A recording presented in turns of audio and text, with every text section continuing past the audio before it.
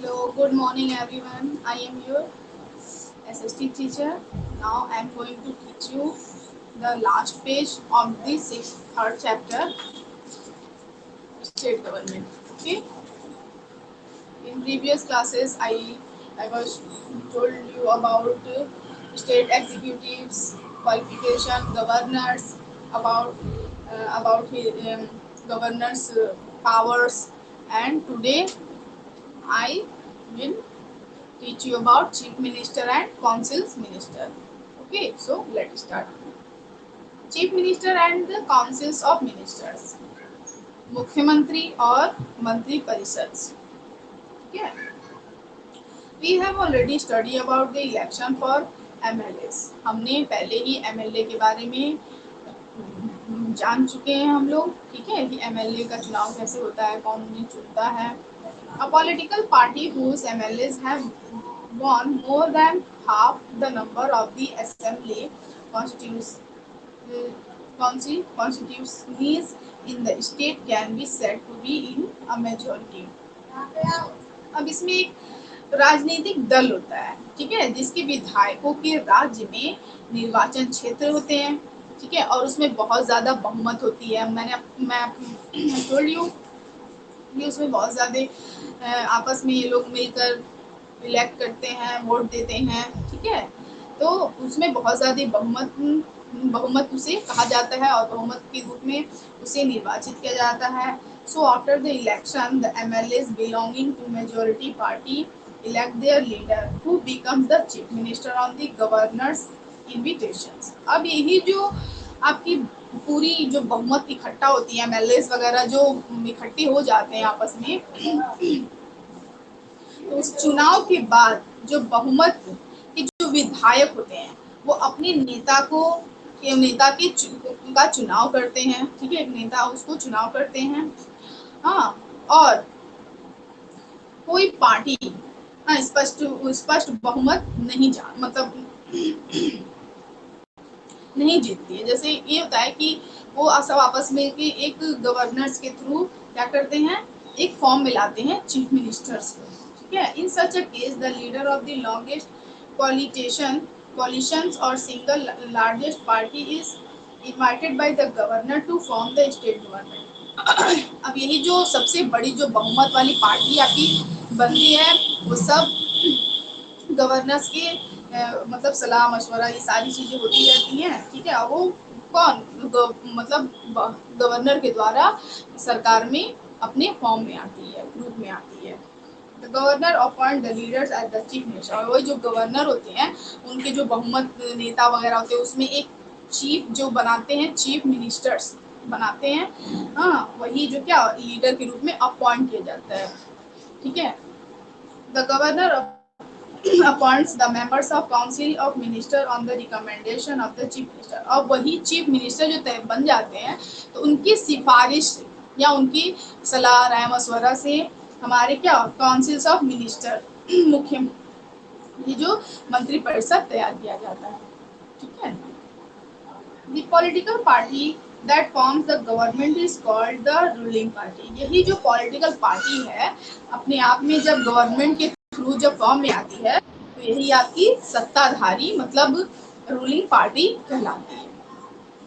All the other members of the legislative assembly who do not become part of the ruling party are called opposition party. यही जो ruling party जब ये party जो राज्य विधानसभा आपकी जो बनती है उसमें अगर कोई रूलिंग पार्टी में है या मतलब उसमें नहीं है, सॉरी उसमें पार्ट में रूलिंग पार्टी मतलब उसका वो पार्ट नहीं है तो क्या वो अपोजिशन कहलाता है. जाहिर सी बात है उसके अपोजिट में वो पार्टी में वो शामिल रहता है तो अपोजिशन कहलाते हैं. ठीक है, उसके खिलाफ कोई काम करना. जैसे अब यूपी में ही ले लीजिए. तो ये योगी हैं, अखिलेश हैं, ये मायावती हैं, ये सारे लोग क्या एक दूसरे के अपोजिशन है, एक दूसरे के खिलाफ ये लोग लड़ेंगे. ठीक है, अब टर्म अवधि क्या है. The normal terms of office of the chief minister and the council of minister is 5 years. अब जो भी मंत्री परिषद के जितने भी पार्ट्स हैं, जितने भी मंत्रीज हैं, और आपके जो चीफ मिनिस्टर हैं इन लोग का कार्यकाल 5 साल तक होता है। ठीक है, 5 साल इन लोग का काम करने की एज होती है।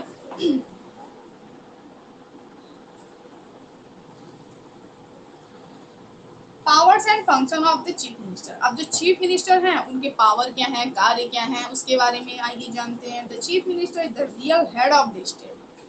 पूरे राज्य का सबसे हेड कौन होगा भाई? जाहिर सी बात है आपके चीफ मिनिस्टर ही होंगे। ठीक है, he or she supervises the work of the entire council of minister। अब जितने भी मिनिस्टर्स हैं इस स्टेट के, वो पूरी जितने भी कार्य हैं, जितने भी आपके निर्णय हैं, जो भी है सबका जो होता है कि जिसको भी ऑर्डर कमांड जो भी करना रहता है वो कौन करता है? आपका चीफ मिनिस्टर ही करता है। ठीक है, वो चाहे वो चीफ मिनिस्ट्रेस हो या चीफ मिनिस्टर्स हो। He or she distributed portfolios to the minister of the state council of minister। अब जो भी स्टेट्स के मंत्री परिषद हैं वो क्या सारे पोर्टफोलियो जो भी लेखा जोखा तैयार किया जाता है, क्या करते हैं? उन लोग को बांट देते हैं कि आपका ये काम है, आपको ये करना है। जैसे होम मिनिस्टर हो गया, एमएलए वगैरह, जो भी मतलब अलग अलग पोजीशन के मंत्री होते हैं, उन लोग के अलग अलग कार्य होते हैं। पोर्टफोलियो क्या किया जाता है? डिस्ट्रीब्यूट कर दिया जाता है उन लोग के कार्य के अनुसार। कौन करता है? Chief minister. He presides over the meeting of the cabinet and the council of ministers and communicates all decisions made of the governor।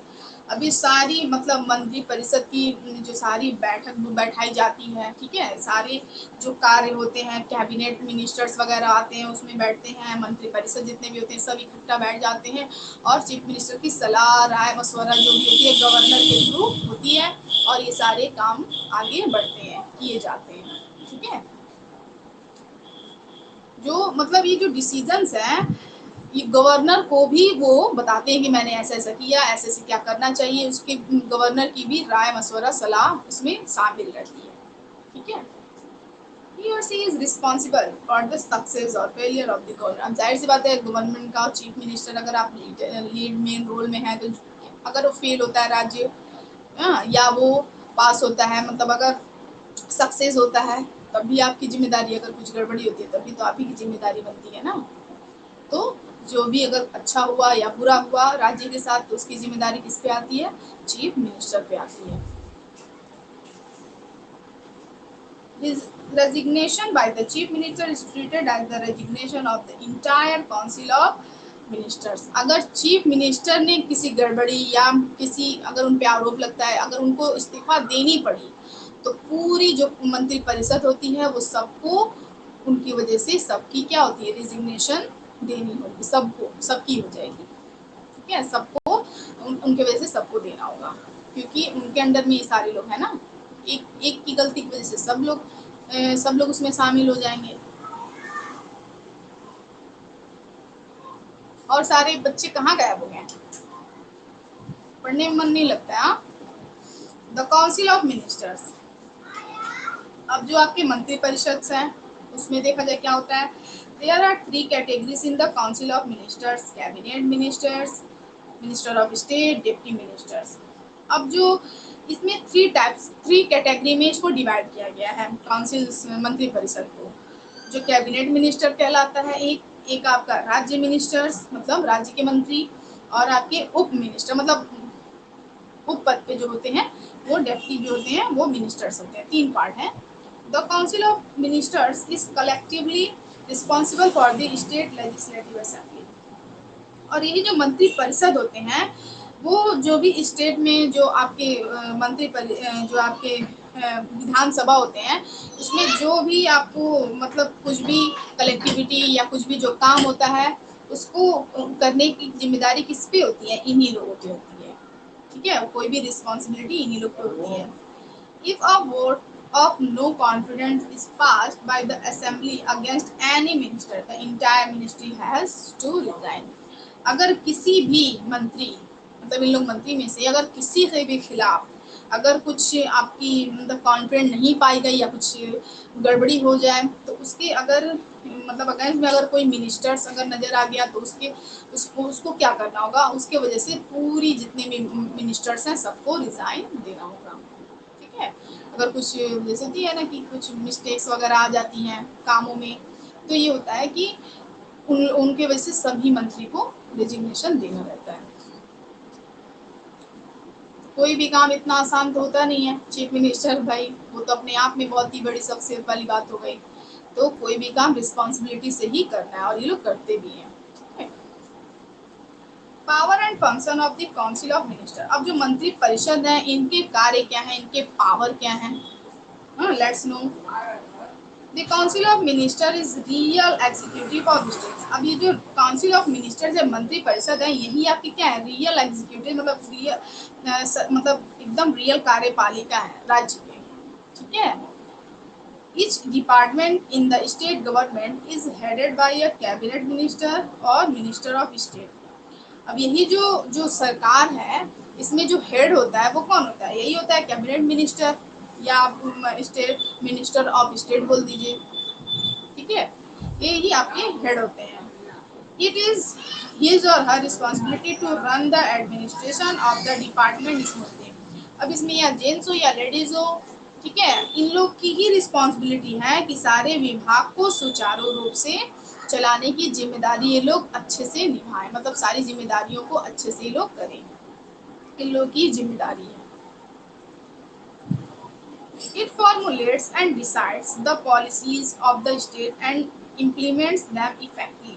अब यही जो डिसीजंस हैं, पॉलिसीज हैं, मतलब कोई भी राय मशवरा इसीलिए अच्छे से अगर करना है तो आप अच्छे से मतलब कोई भी काम करेंगे तो इसमें सही होगा, अच्छे से करेंगे तो सही होगा। अगर कुछ गड़बड़ी होती है तो ये सारे जो डिसीजंस वगैरह हैं इससे इफेक्ट पड़ता है उन लोग की जॉब पे। ठीक है, it is the responsibility of the council of minister to maintain law and order. अब ये जो काउंसिल जो मंत्री परिषद है उन लोगों की ये रिस्पॉन्सिबिलिटी है, जिम्मेदारी है कि कानून और उसके ऑर्डर को जो भी कायदे कानून है उसकी सभी को अच्छे से वो लोग निभाएं।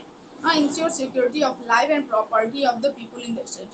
जो भी धन है मतलब आम जो जनता है उसका जो धन है, उसकी जो जिंदगी है, उसके जो कार्य हैं, सभी की देख रेख करना किसकी जिम्मेदारी बनती है, इन्हीं लोगों की। ठीक है, मंत्री परिषद की। All major appointments of the state are made by the governor on advice on the council of minister। अब ये सारे जो बड़े बड़े अपॉइंटमेंट हैं राज्य के, जो गवर्नर के द्वारा गवर्नर के थ्रू बनाए जाते हैं। ठीक है, और किसके एडवाइस से, काउंसिल्स ऑफ मिनिस्टर्स के, मंत्री परिषद की भी एडवाइस होती है, उसमें गवर्नर के थ्रू ये सारी अपॉइंटमेंट की जाती है। ठीक है, मतलब गवर्नर भी इसमें आपके मेन रोल पे होते हैं।